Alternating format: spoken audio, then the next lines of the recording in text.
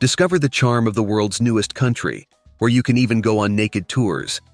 Montenegro, located in Europe in the Balkan region, shares a history with countries like Bosnia, Croatia, Slovenia, Macedonia, and Serbia, all part of the former Yugoslavia.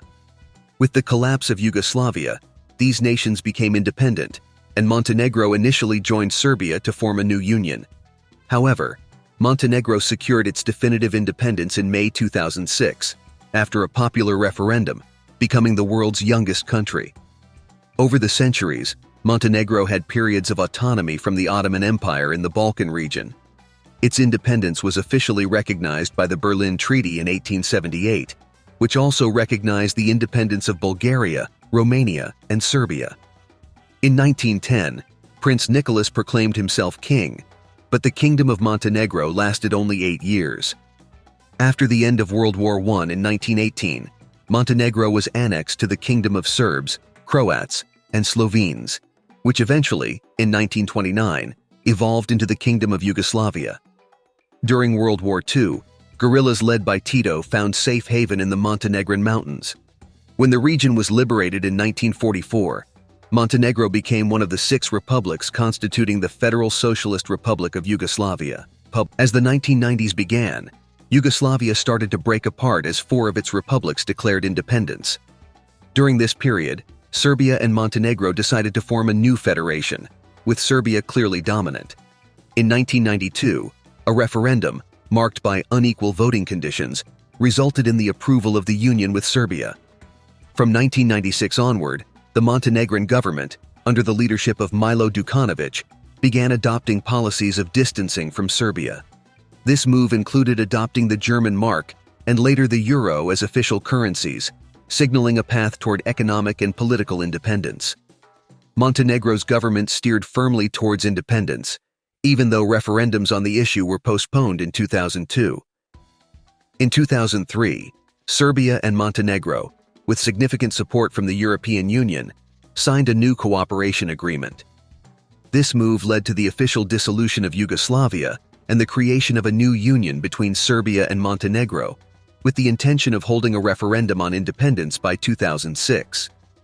In May of that year, Montenegro achieved its long-awaited independence through a referendum, where 55% of the votes were in favor of separating from Serbia, establishing Montenegro as the world's youngest country at the time.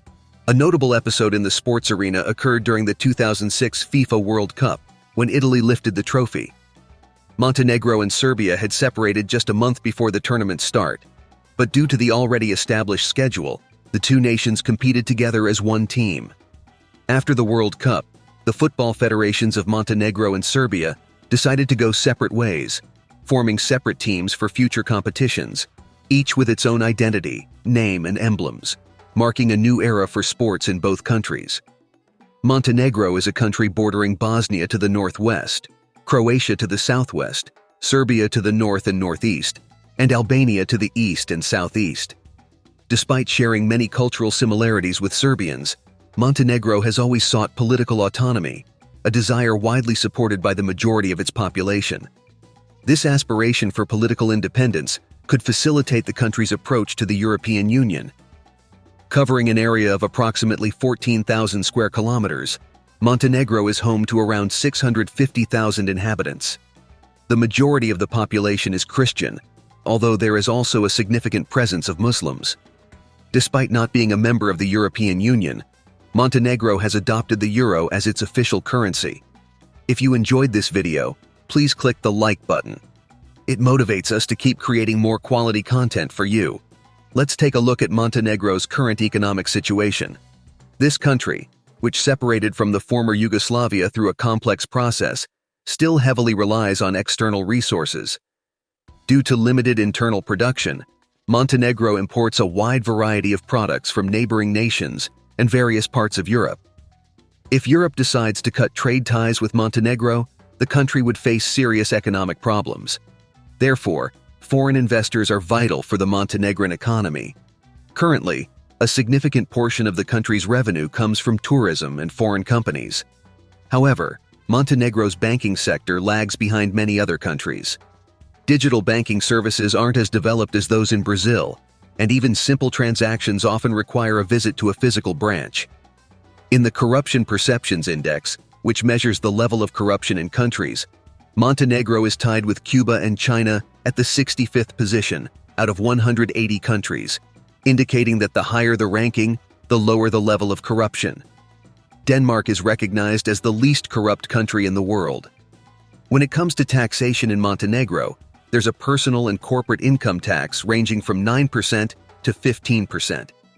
VAT stands at 7% for tourist services and essential products, while most other incomes are taxed at a flat rate of 15%. For monthly incomes below 700 euros, there's no income tax charge. When the monthly income falls between 700 and 1,000 euros, the applied rate is 9%. Above that amount, the rate goes up to 15%. Now, let's tackle the cost of living in Montenegro.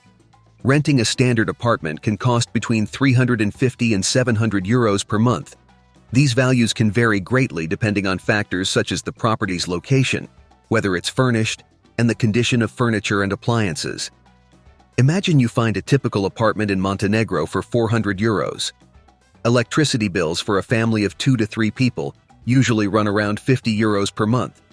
Good news is that tap water is drinkable, eliminating the need to buy bottled water. High-speed internet with fiber optic costs on average up to 20 euros. Additionally, other expenses like rental fee and environmental tax don't exceed 15 euros in total. When it comes to food for 2 or 3 people, it's prudent to budget at least 300 euros per month. To wrap up, the current minimum wage in the country stands at 530 euros. On the other hand, it's important to consider some other aspects of life in Montenegro. Public transportation, for example, is affordable and efficient, with a monthly pass costing around 30 euros. Entertainment, like going to the movies or dining out, is also relatively cheap. You can expect to spend approximately 50 euros per month on leisure activities. Additionally, the country offers various outdoor leisure options, such as hiking trails and beaches, which are either free or have very low costs. Despite Montenegro having a lower cost of living compared to many other European countries, it's crucial to remember that prices in the country are generally more affordable. The public healthcare system in Montenegro may not be the best, but it's acceptable and can be utilized for free by managers and employees of companies who contribute monthly. It's also possible to opt for the private healthcare system, which offers various private doctors at reasonable prices. For instance, a blood test can range from 20 to 30 euros, avoiding the need to go to a public hospital. For simple surgical procedures, like a minor kidney operation, the cost is around 1,000 euros. A dental checkup, on the other hand, costs approximately 50 euros.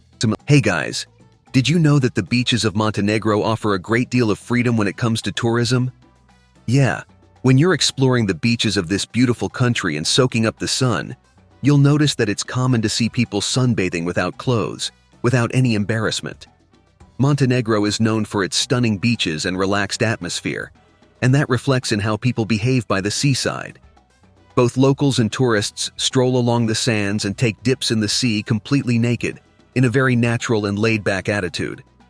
Nudity on the beaches is seen as quite normal, and it's part of the local culture, promoting an environment of acceptance and freedom. This practice isn't limited to 1 or 2 specific beaches, it's quite widespread along the Montenegrin coast. So, if you're planning a visit, be prepared to encounter a scene where bodily freedom is celebrated and respected by everyone. It's a unique experience that mirrors the open and welcoming mindset of this charming destination.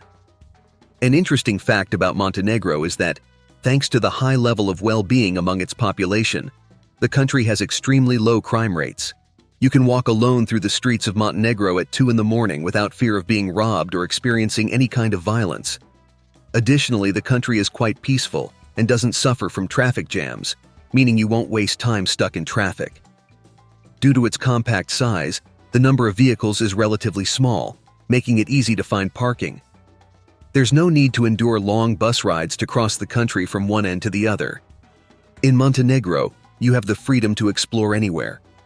The official language is Montenegrin, but if you speak Serbian, Bosnian, Albanian, or Croatian, you'll be able to communicate without any problems, as these languages have common roots in Slavic culture.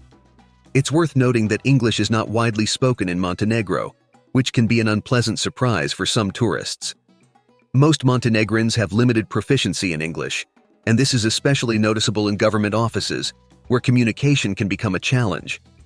Regarding religion, Montenegro is a country with a strong connection to its religious traditions. It's common to find many churches along the streets, reflecting the predominance of Orthodox Christianity, although there are also significant communities of Muslims and Catholics. Demographically, Montenegro is a young country, with the average age of the population hovering around 30 years old. Life expectancy in the country is relatively high, with men living on average up to 73 years and women up to 78 years, surpassing the global average of 68 years. Montenegrin society tends to be quite conservative regarding homosexuality, so LGBTQ visitors should be mindful of reactions in public places and aware of the prevailing attitude in the country on this issue. Additionally, excessive alcohol consumption is frowned upon. Montenegrins take pride in their moderation in this aspect. Visitors from countries like Lithuania and Ireland, where drinking culture is more lenient, may find it challenging to adjust to this norm. Interestingly, despite this moderation with alcohol, Montenegro is an interesting destination for those looking to live in Europe without the high taxes of other countries on the continent. It's an excellent choice for digital nomads and permanent tourists, as costs are low and it's easy to avoid becoming a tax resident. Have you ever visited or are planning to visit this small country? If you enjoyed it, don't forget to like and share so more people can discover Montenegro.